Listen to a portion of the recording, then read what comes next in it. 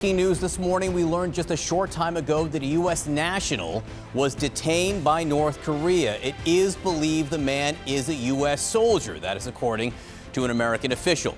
Now, according to the United Nations command, the man was on tour of a joint security area when he crossed the military demarcation line right on the border. We'll get a map at some point to show you where it is. Right on the border between North and South Korea, the demilitarized zone. He crossed the border into North Korean territory, it is believed, when he was taken into custody. We have team coverage. We're joined from the State Department, from the White House. We have our military analyst available. First, though, let's go to CNN's Will Ripley, who has been to North Korea so many times. Will, give us a sense of what happened.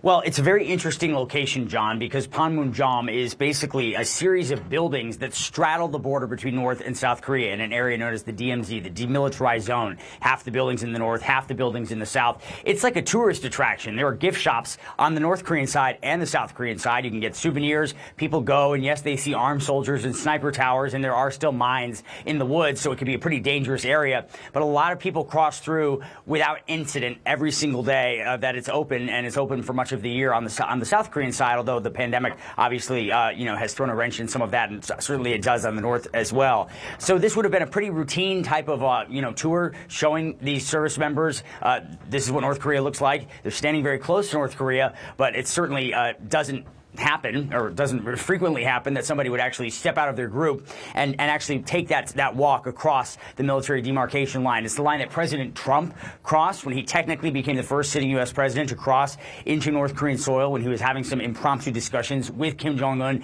at the DMZ. And this, if indeed this is a service member who has attempted to defect to North Korea, John, it actually wouldn't be the first time.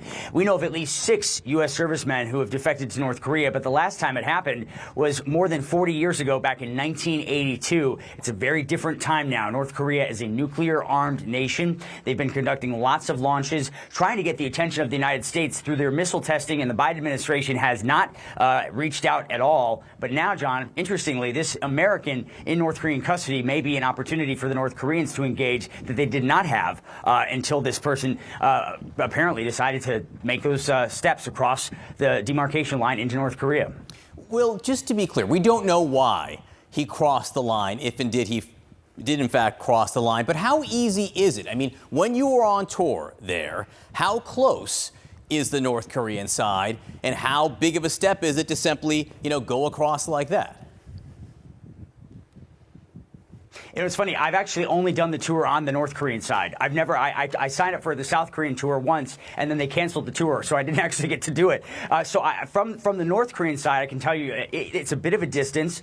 You might have to, if you were trying to get over there in a matter of seconds, you might have to do a little bit of a jog to get across. Maybe it would take you 5 or 10 seconds if you're walking briskly, but it's not a very long distance. It's not a very difficult thing to cross. As you can see in the video there, those blue buildings, there's a nice gap in the middle, and somebody could just walk right through if that's what they wanted to do. But very few people do that. And obviously, when North Koreans attempt to do the crossing, sometimes they're even fired at by other North Korean soldiers. There have actually been incidents of bullets flying in this area with North Korean defectors. Obviously, we don't believe that there were any shots fired in this case of somebody actually walking from south to north. But it's pretty rare, as I said. A service member hadn't happened in decades. All right, Will Ripley, stand by for us for a moment. Priscilla Alvarez at the White House. What are you hearing from there this morning? This is a situation, John, that the White House is closely monitoring and trying to wrap their arms around. As you heard there's limited communication with North Korea. So this is a situation in which U.S. officials are talking to their allies and really leaning on them as they try to gather more information about the circumstances in which this U.S. national, which was on this tour, crossed into North Korea and is now believed to be detained. Now, again, it is a complicated relationship that the U.S. has with North Korea, and one in which the U.S. has tried to reach out in the past on issues like denuclearization and not received a response. But we do have a sense a little bit about what communication they do have from National Security spokesman John Kirby. Look, we have channels to be able to communicate with Pyongyang. We don't have, as you know, Caitlin, we don't have an embassy there. We don't have direct diplomatic relations, but there are ways to pass communications back and forth. So as you heard there are ways for them to pass communication back and forth, but without those diplomatic relations, it makes it all the more difficult and makes this a very tenuous situation. But I will also add, this has been a White House that has made detained Americans a priority. President Biden spoke to it just last week when he was in Finland, saying that he would do all he can, the administration would do all they can for detained Americans. I have reached out to the White House for more comment on this situation. They have not yet weighed in. John? Priscilla, any sense if the president has been notified yet of this incident? We are asking those questions. The White House has not confirmed that's been the case, but you can imagine in a situation like this, when there is a detained American, the president would be well aware of it. All right, Priscilla Alvarez at the White House, stand by. Kylie Atwood now at the State Department. Obviously, relations at the diplomatic level with North Korea are more or less non-existent. What is the view from there this morning? And because of that, that makes a moment like this even more challenging, even more complicated for U.S. officials, right, John? If you reflect back on the Trump administration, there was pretty regular contact between U.S. officials and North Korean officials as they were setting up those summits between President Trump and Kim Jong-un. So we know that there are ways for the U.S. to send signals, to send contacts to North Korea, but our understanding is that those haven't been hot channels that have been active over the course of the last few years, with U.S. officials saying they haven't received substantive responses from the North Korean side as they have reached out to engage, saying that there would be no preconditions. They wouldn't be asking North Korea to do anything to partake in initial conversations, but the North Koreans just haven't done so. And even in this incident, we're still waiting to learn more details. You know, all we know right now is that according to the UN command, which preserves the stability of the Korean Peninsula,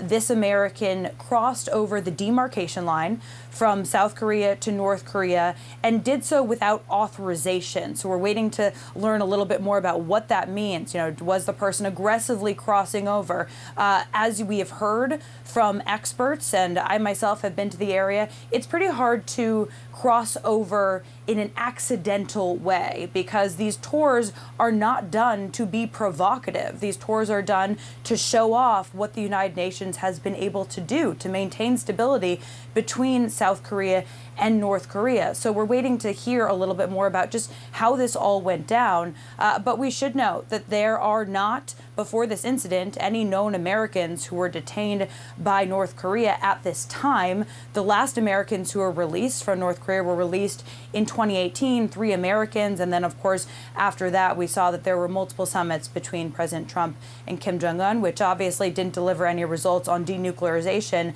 But it was the first time that we saw such high-level engagement between the two sides. Kylie Atwood, let me just ask and put a fine point on it because there is still so much we don't know.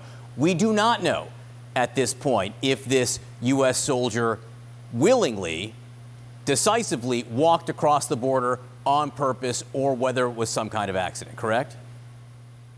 That's right.